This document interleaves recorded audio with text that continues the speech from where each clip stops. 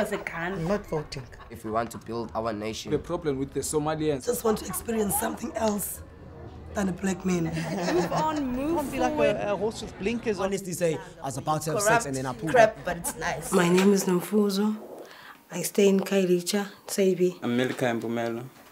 I'm Nombumelelo Mandangana, a clinical nurse mentor. Shane Sinclair, the diva, darling, remember that. I'm Fatiswa Kamkam. Stigma will always be there, but stigma is not the way it was in the olden days. What is happening now, stigma is in little corners, in the bedrooms. That's where the problem is of disclosing. And the only advice that we are giving out there is that you can never build a relationship on lies, because there are lots of consequences when you are building a relationship on lies. And upfront, you have to protect yourself. That's why if you value life, you have to protect yourself. You talk about a condom upfront, because at the end of the day, like what Vatiswa is sharing now, if you have never started talking about a condom, then in that relationship you'll never say anything about a condom. And then at the end of the day, you are constantly feeling guilty. Sometimes it's hard to disclose. You don't know what this person is gonna think about you, and secondly, you don't know whether she's HIV positive or not. But there's this social network things now. You like Facebook, Twitter, stigma is gonna be always there. Like, but you have to protect yourself firstly, and the person next to you. I had this guy recently. He's anonymous. I'm not gonna say his name. And he had this situation. I don't want to use a kind of like, sorry, it's not gonna work with me. I'm sorry. Do you know? Listen, I know you from a very long time. You're my first boyfriend and blah, blah, blah. Now you're back to Charlotte again. Now back into a relationship again.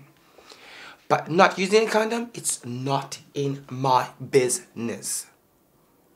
In fact, I'm trying to protect myself. I don't know how far or whatever you have in the blood system or something. I have no idea. But honey, use a condom. And he refuses to know. I told him, listen here. As you know, I'm Shane. Shane will be Shane. Listen, I am like this for how many years now? And since 97, I've got it, I'm still alive. Now, here you are, back into my life again. Oh my God, Shane, seriously? Like, seriously? I'm sorry, like, please, I don't need some sympathy. You have to protect yourself and the person next to you. Because if you don't protect that person is going to die, and then you're going to get sick also. And blame yourself or kill the person, you feel guilty. And then most of the people, they're going to say, yes, you know, don't go there to that person. Because that person is killing people, you know. Umelkaya mentioned the social networks, which are the most popular things that young people and older people, not only young people, using. And it's, to me, I look at it as the quicker way of having a relationship. It's either a casual sex relationship or whatever, but it's an easiest way of getting a relationship. And most of the people, they don't disclose their status there.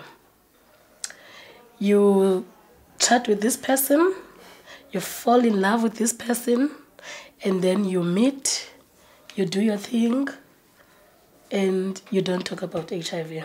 So this is what you know. I downloaded Mixed. I just call you give yourself a nickname. My nickname was HIV positive. So everyone was asking, are you HIV positive? I said, yeah. I'm HIV positive. I put my picture there. No one wants to chat with me anymore now. But some, they want to chat with me. Yeah, I'm also HIV positive, dude. So like you put yourself like people they have fear or they don't have fear, but your mind now is like your mindset now is playing with you. Like what is going on? On the other side, there are positive things that you achieve within those social networks, and also the other thing around disclosing the HIV the HIV status depends on the like in the past experiences. So let's say if you met someone and then you disclose your HIV status and you thought this will be a good relationship, but at the end of the day that it doesn't work. And when you do some research around that, what happened, then you'll find out that that person didn't like that you are HIV positive, but they didn't say that I don't want you, because that person didn't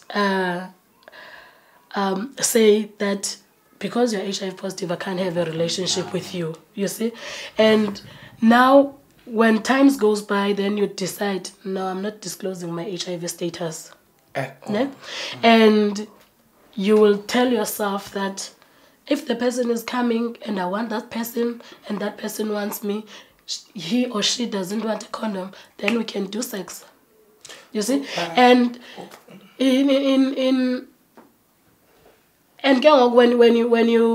when you started having unprotected sex with your partner, it's not easy to say that I'm HIV positive. Then you have to find ways on how are you saying it. And it will bother you each and every time. When you are having sex with this person, it bothers you because you know at the back of your mind that you are HIV positive. You are on treatment, but this person doesn't know. And you don't know whether this person is reinfecting you. People, they don't fear HIV anymore now. I don't know why. Maybe it's just because there are a lot of pills, or they have that mind. Yeah, they can see. Maybe they can see. Oh, my Milka is still alive. She's HIV positive. So why do I have to go and take ARVs? Why do I have to go and get tested? So I just live my life. I'm gonna go there when I'm sick. That I am sick. They don't have any fear now.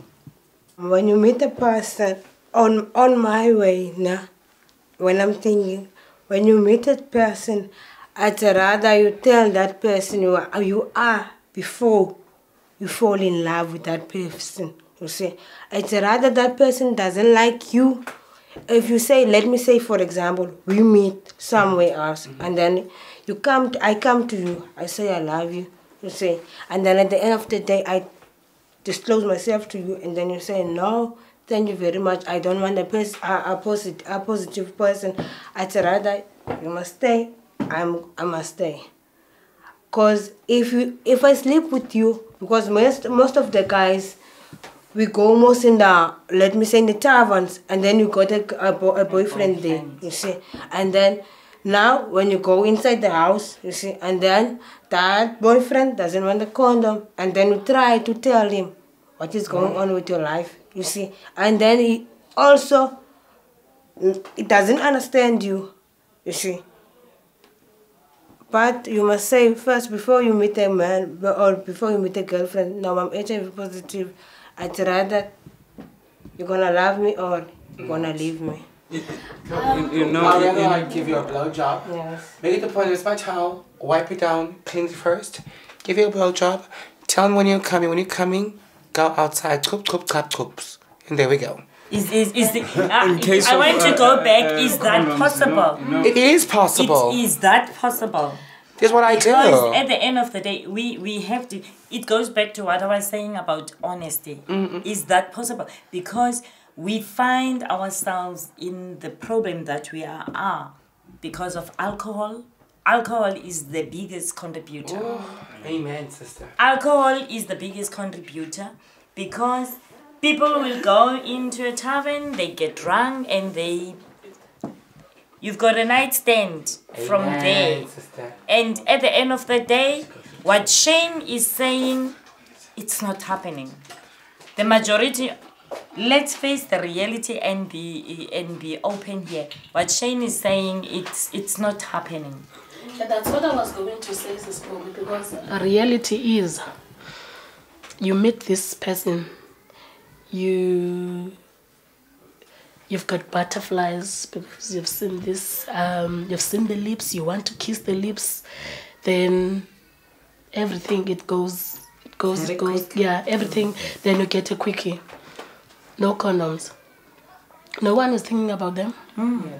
Because you want to take this thing that this thing that you are having now. No one is talking about it. You both don't know your HIV status. And even if you are both HIV negative, there are STIs. So you don't care, but you want to take this, you have this feeling, you want this you want to take out this thing. Yeah? So in reality, it's not an easy thing it's not easy. And that person, you don't know how many quickies they had in that night. You see, you will have different quickies in that same space with different people. You see, so the spread is there. Yeah. People, they don't fear HIV anymore now. I don't know why. Maybe it's just because there are a lot of pills, or they have that mind. They can see. Maybe they can see. Oh, Milka is still alive. She's HIV positive. So why do I have to go and take ARVs? Why do I have to go and get tested? So I just live my life. I'm gonna go there when I'm sick. I am sick. They don't have any fear now. What I noticed now, let me say, in 5 years back, there was a distribution of condoms in the shippings. But that thing stopped. I don't see that thing happening now. And also in our clinics now, we get condoms there, but we don't get the information about ARVs, STI, and we don't get much information. There's no even a lot of support groups now. Everything's changed. I don't know why. In our culture, it's not easy speaking about sexuality. That is the bottom line. But my other concern is the fact that, we have shy away from being parents. When we are talking about parents, we don't look at ourselves as parents. We are looking at our grandmothers and grandfathers. Those are the ones that are bringing up our children. And in those lines, then we are still faced with a big trouble, because those are the grannies and the grandmas and the grandfathers are the ones that will never say anything about it. Youth from around Upper Kuti about HIV and AIDS, so that they can even know, you see, because most of people, they don't even know. My dream is I want to open my own thing, my own business. My dream is to help or touch a lot of people that are sick. Touch them how? Through what I'm doing now. I think I'm in my way fulfilling my dream, where I'm a nurse mentor. So I'm teaching other nurses to help multitudes of people. My dream is singer, drama queen, and my Jesus, Lord, have mercy on me. Lots more.